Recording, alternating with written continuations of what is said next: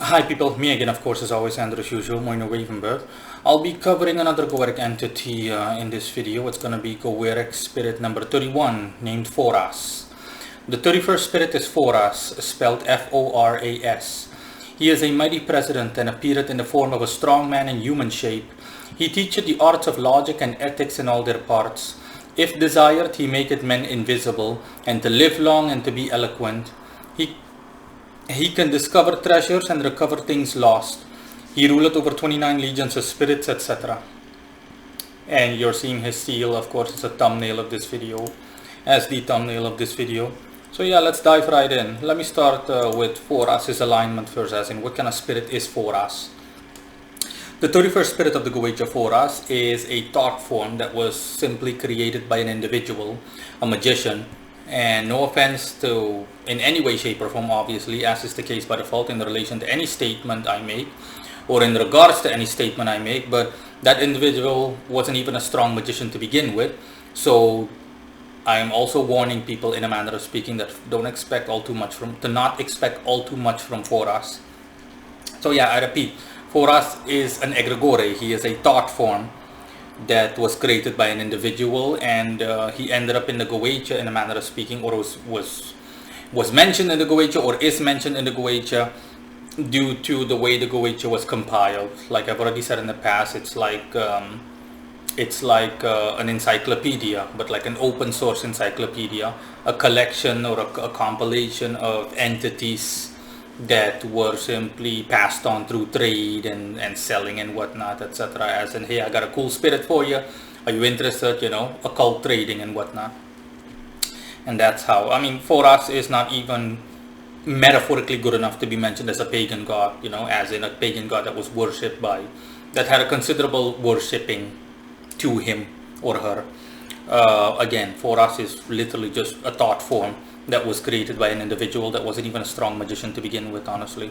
Let's just say the guy was what, semi-intermediary, anywhere between a beginner, a novice, and an intermediary magician.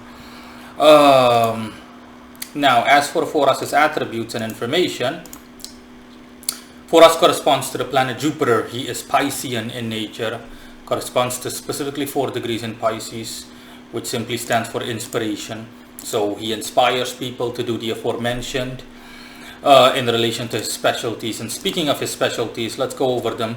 He teaches the art of logic and ethics in all their parts. That is correct, and it is just what it sounds like.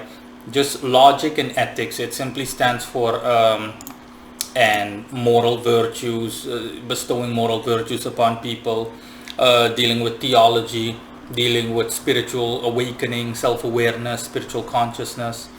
Foras deals with all of these things. But let me say in advance that with all the other things that I'm going to mention, he has no specialty. You would use the phrase, he's a jack of all trades, but a master of none. But in this case, he's not even a jack of all trades. He's like a semi-jack of all trades at best. So yeah, he can accommodate you if you're a magician or a practitioner, but all I'm saying is don't expect earth-shattering results, to say the least. Okay, Foras can help you out with all the things I mentioned earlier just now, referring to logic and whatnot, and ethics, but that's about it. Now, as for the rest, if desired, he maketh men invisible. Yeah, no, that's not true. Okay, that's a reference to his Piscean attribute. It's a reference to him being Jupiterian and corresponding to Pisces. Okay. The invisibility obviously only refers to the mental part, and even then, within this context or within a spiritual context, invisibility mentally translates to not standing out. Not standing out amidst the crowd of people, in a manner of speaking. So just not drawing attention to yourself. That's what invisibility stands for in any grimoire mention, in the occult as a whole, not literal invisibility.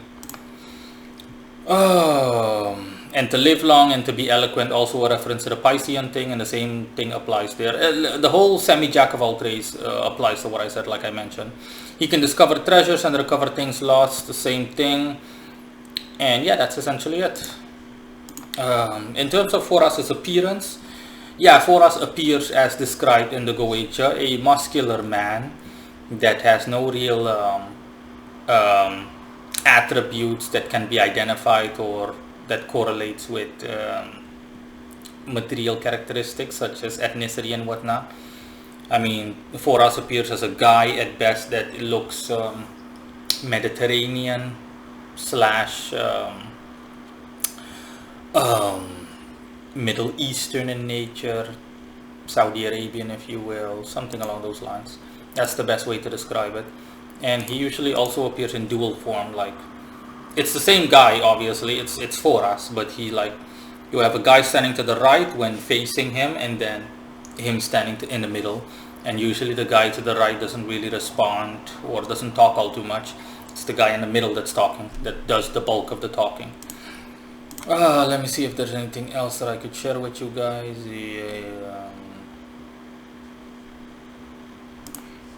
I'm just double checking. No, nothing else. Bye bye.